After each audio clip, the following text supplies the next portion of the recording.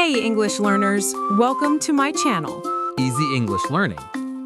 What if I told you the biggest reason you can't speak English fluently has nothing to do with grammar? Nothing to do with grammar? Come on, Lily, that sounds crazy. It's true. It's not your vocabulary, it's not your accent, it's something happening right here, in your head, every single time you open your mouth to speak. Stay with us because today we're talking about the one habit that's silently killing your English speaking skills and how to fix it starting right now. By the end of this episode, you'll know exactly why thinking too much is your biggest enemy and how successful English speakers train themselves to just talk. Let's get into it. Hey everyone, welcome back to Easy English Learning. I'm Lily. And I'm James, and today's topic is something so many of you have asked us about. Yes, so many messages, so many comments saying, I understand English perfectly. I can read it, I can write it, but the moment someone asks me a question, my mind just freezes. Oh, I know that feeling. It's like your brain hits a wall. Exactly. And that's why today's episode is called Stop Thinking, Start Talking. Because that freeze, that panic, that endless mental translation, it's not a language problem, it's a thinking problem. So today we're going to explore this through real stories, real situations, and by the end, you'll have simple, practical tools to break this habit for good. And don't forget, while you listen, try to answer our questions out loud or write them in the comments below. That's how you turn listening into real practice. All right, let's start with a story, a very common one. Let me tell you about a man named Daniel. Daniel studied English for almost 8 years. He could read complicated articles, he understood movies without subtitles, and he even scored high on English exams. Sounds like a strong student. On paper, absolutely. But then, one day, he had a job interview for a position he really wanted. A great company, a great opportunity. And how did it go? Oh, not well. The interviewer asked a simple question. Tell me about yourself.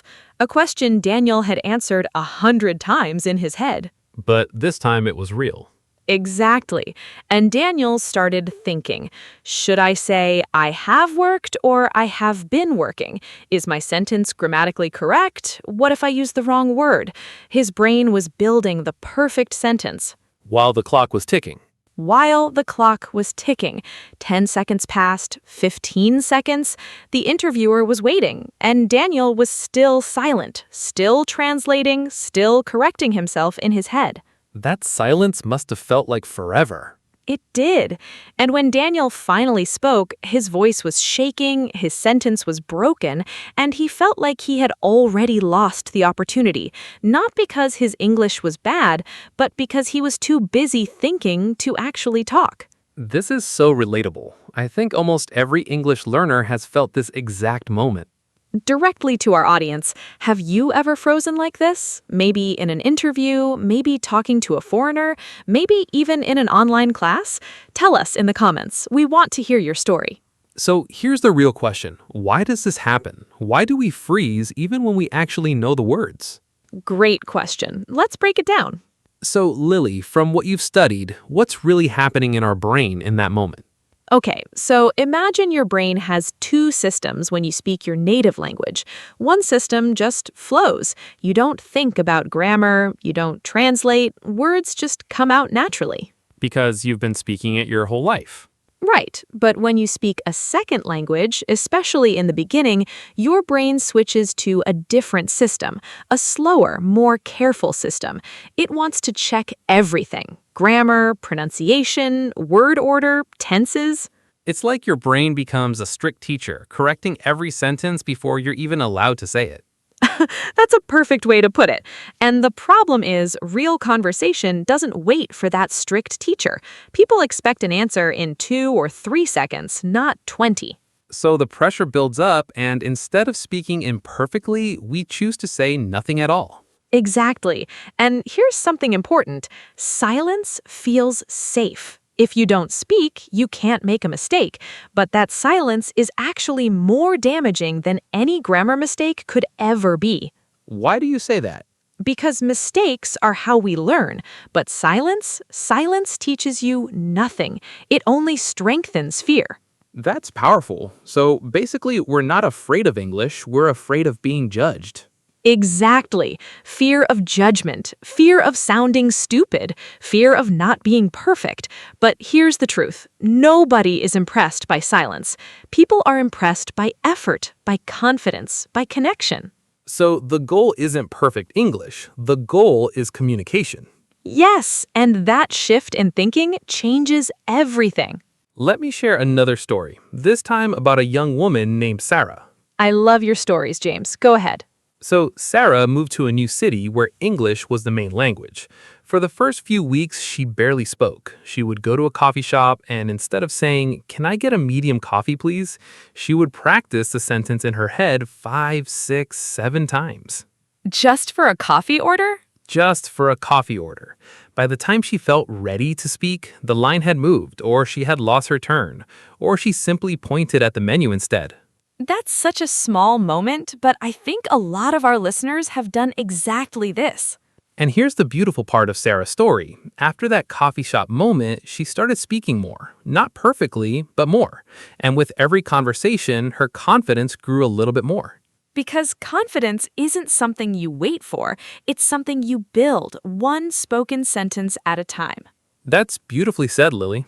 All right, so now that we understand why we overthink, let's talk about how to actually break this habit. James, you've got some great tips for this, right? I do. Let's go through them one by one. Tip number 1. The 5-second rule. When someone asks you a question, don't allow yourself more than 5 seconds to start speaking. Even if the sentence isn't perfect, start talking. So instead of planning the whole sentence, you just start with the first few words and let the rest come naturally. I think, my opinion is just begin. Your brain will catch up as you go. I love that because waiting for the perfect sentence often means you never speak at all.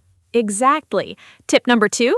Accept imperfect English as normal English. Even native speakers make grammar mistakes, repeat words, or say and like all the time. Real conversation is not a grammar exam. That's so true. Nobody speaks in perfectly structured textbook sentences in real life.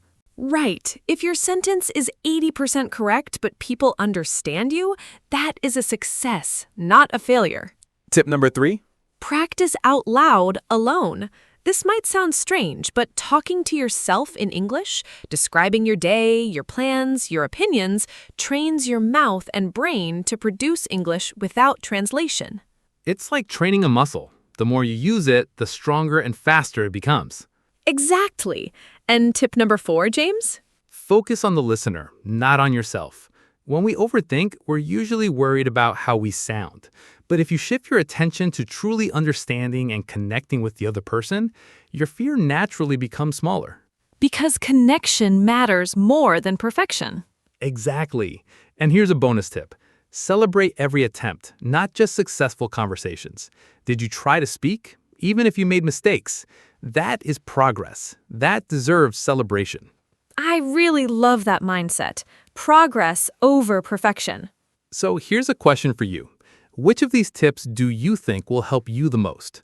The 5-second rule, practicing alone, or focusing on the listener? Let us know in the comments. We really do read your comments, and it helps us so much to know what's working for you. Now, let's go back to Daniel from our first story. Remember him, the job interview? Of course, that silent, frozen moment. Well, Daniel didn't get that job. But instead of giving up, he decided to change something. He started using the 5-second rule every single day. He talked to himself in the mirror. He joined online conversation groups. He accepted that mistakes were part of the process. And?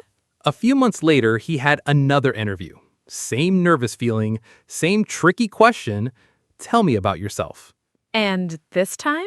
This time, instead of building a perfect sentence in his head, he just started talking. Well, I've been working in marketing for about 5 years, and honestly, I really love solving problems for customers. Not perfect grammar, but clear, natural, and confident. And he got the job? He got the job. That gives me chills. It's such a beautiful example that this isn't really about English. It's about courage.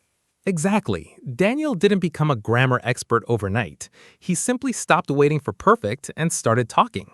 And that's a lesson every single one of you listening right now can apply today in your next conversation, your next class, even your next comment on this video. Just start talking. So let's bring it all together. Overthinking feels like protection, but really it's the biggest wall between you and fluent English.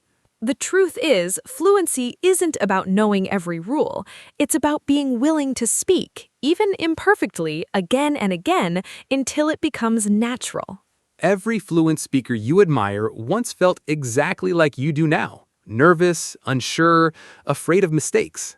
The only difference between them and where you are now is that they kept talking anyway. So today, we want to leave you with this simple challenge. The next time you feel that urge to stay silent because your sentence isn't ready, stop thinking and start talking. Even if it's just one sentence, even if it's not perfect, speak it anyway. So tell us, what's one English conversation you've been avoiding? Maybe it's calling someone. Maybe it's speaking in a meeting. Maybe it's simply saying hello to a stranger. Write it in the comments, and let's make today the day you finally say it. We'll be reading your comments, and honestly, we love seeing your progress. If this episode helped you see English speaking in a new way, please hit that subscribe button and turn on the notification bell so you never miss an episode. Every episode here on Easy English Learnin' is designed to help you think less, speak more, and build real confidence in English, one conversation at a time. And speaking of confidence, in our next episode, we're going to talk about something just as powerful: how to keep a conversation going even when your mind goes blank. Trust me, you don't want to miss that one. It's full of practical phrases and real examples you can use immediately. Until then, remember, don't wait for perfect. Just start talking. See you in the next episode. Bye for now. Bye, everyone. Take care.